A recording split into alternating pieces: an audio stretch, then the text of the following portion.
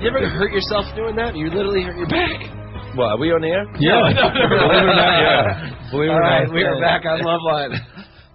All right, I'm turning red. Craig Ferguson is here from The Late Show with Craig Ferguson. Monday through Friday, of course, on CBS at 12:35. It comes on right after David Letterman.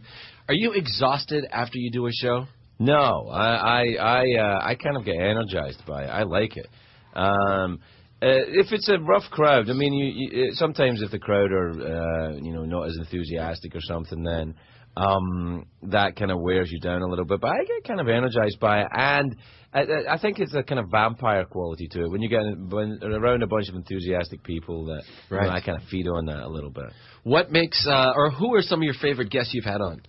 I like people that are unafraid of their publicists. That's who I like. So really like Michael Caine, who's on the show tonight, right? Wow. It's just like he doesn't care. He's Michael Caine. What does he care? 5,000 movies. What's he got to hide? What's he got to... So if someone says, and he's not going to say do not ask me about Sean Connery. He's not going to say that. He's just going to do.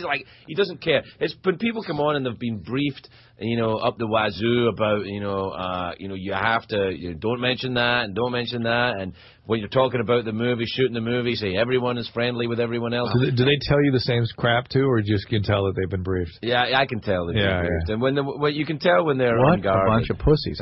Yeah. People are afraid. And what happens is, it's kind of interesting, though. You look at, certainly anyone who's in the early stages of celebrity or like in their 20s, say, or in their very ambitious 20s or 30s, there are so many opportunities when you go on a show like mine or a show like this or a show anywhere, you say one thing wrong. Somebody's on the podium, there's a pressure group after you, if your conversation is unguarded, and people get frightened of that, especially if they have a kind of dark mentality, they're hiding their own racism or something like that. Then they have to be careful. And really, I would say to them to avoid, if I was a publisher, avoid talking at all costs. I mean, unless it's in the script or, because there are so many opportunities with the internet and blogs and everything now that it's kind of like there are a nest of vipers waiting at the end of every conversation to pull you down. And That's sad. I think it is kind of sad, but that's the reason why that protection is built in. I think that's why people spout the same BS all the time. Everybody in show business is friendly. I thought they were afraid of whoever the executive was in charge of their business, their show or the EP or whatever. That somebody's going to. I think there's that too. I think that exists as well. I think that there's all of that, and yes, there's a lot of pussies. It's true. It is. We see them coming in here, Drew. Can't talk. Yeah, maybe it's not they're afraid they're going to be seen for being pretty empty or not there and stuff. But they're always, I think they're always looking to someone in their so-called camp to find out what to say. And then when they're on a show like yours, and even we see them coming on Loveline. Yeah, same thing. It's a robotic answer with no enthusiasm and no energy, and it just kind of drags everything down. And sometimes I find, I was just saying this to Drew, some of my most favorite guests on here haven't been the most famous, but they come in here with like energy and enthusiasm. They're spontaneous. And they're right, and they're not afraid to say stuff, but they're not getting in trouble for what they say. Well, by the way, I've never found at any point fame or stardom to be indicative of a personality which is attractive per se. You know what I mean? It's like, I know plenty of famous idiots. I know plenty of people who are hugely successful in temporal terms, extremely wealthy and famous people who are utterly miserable. I don't want that.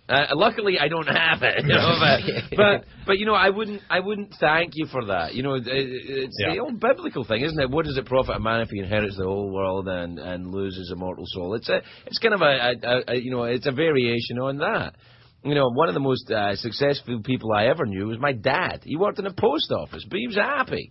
So, that's what it's about, right? Definitely. I don't know if I'd want to be miserable in one of those cavernous mansions with a lot of people saying yes all the time. Be nice for about 10 minutes. I wouldn't mind the mansion. Yeah. You'd think that, but you know what? It doesn't matter. Right. If you don't have the real stuff, the basic things. If you don't have... But Drew and I, in about 15 years, are going to get side-by-side houses in Hawaii and live side-by-side. That is the gayest thing I ever heard. Thank you. Thank you. All right.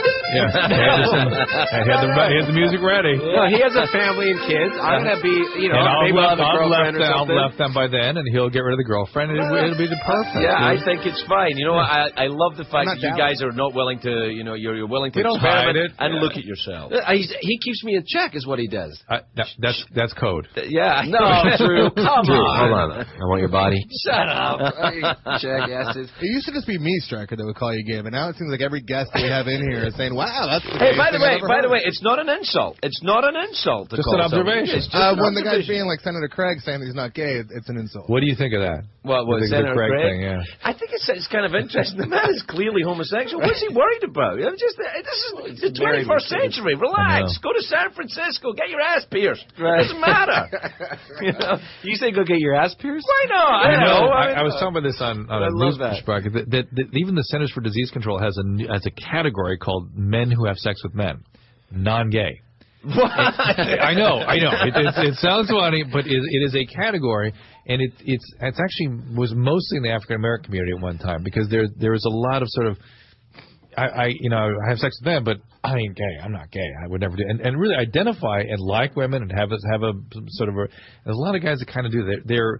It's almost like there's a split off part of them that's gay, right? And they don't. Their genitals. It's sort of it's sort of a funky bisexuality, which if they would sort of get into it, they'd probably be gay. I mean, that's what most people would say. But they leave it kind of locked into this one space and they kind of control it there. But it's almost think about how drinkers do that too. It's like alcohol that has it kind of under control for a while, But I don't think there's a pathology to homosexuality. I don't think it is a pathology. I don't either. I know you don't. But It's kind of like. It's interesting to me that I don't care. Like, I don't care. Right. Do people care that much? No. I mean, really? No. There's a certain part of the country that does. Really? I don't. I think you're misjudging them. I don't think they care. I don't care, and I lived here my whole life.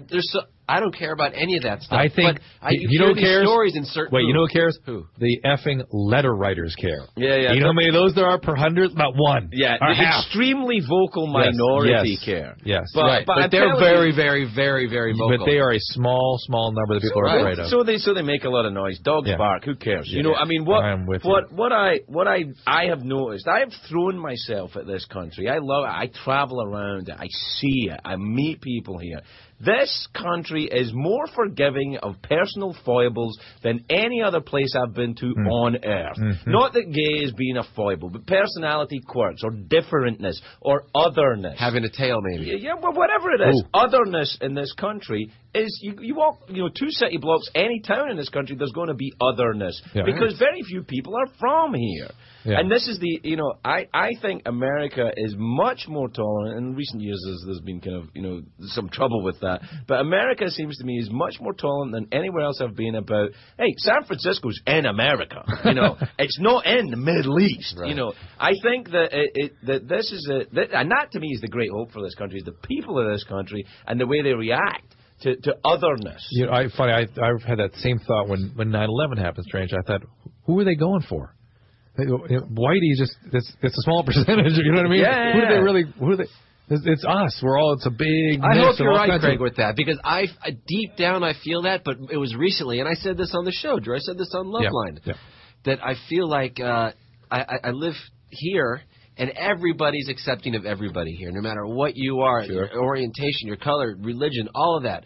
But then I also feel if you go to certain areas of the country, it's not as great as it is.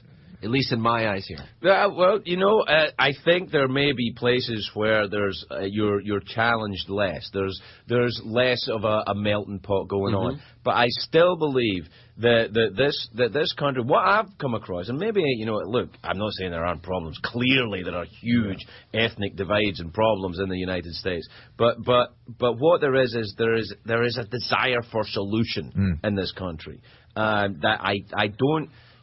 That stuff that's going on in the Middle East, that ain't new. Right, that predates America, that predates Europe, that stuff. That stuff's been going on for a long time. Mm-hmm. It's not going to be sorted by a bunch of guys going in and drawing a line on the map. The British tried that. That's why you've got Iraq. Yeah. It's not even a real country. It's just the end of colonialization in the area. It's crazy to me that the people, the vocal minority gets so much attention. But you know what? It's the squeaky wheel that gets oiled, isn't it? 100%. Yeah. All right, let's take a call here. 1-800-LOVE-191 Helio members. You can type love, then hit jump. Craig Ferguson is here. He's got his own television show 5 nights a week.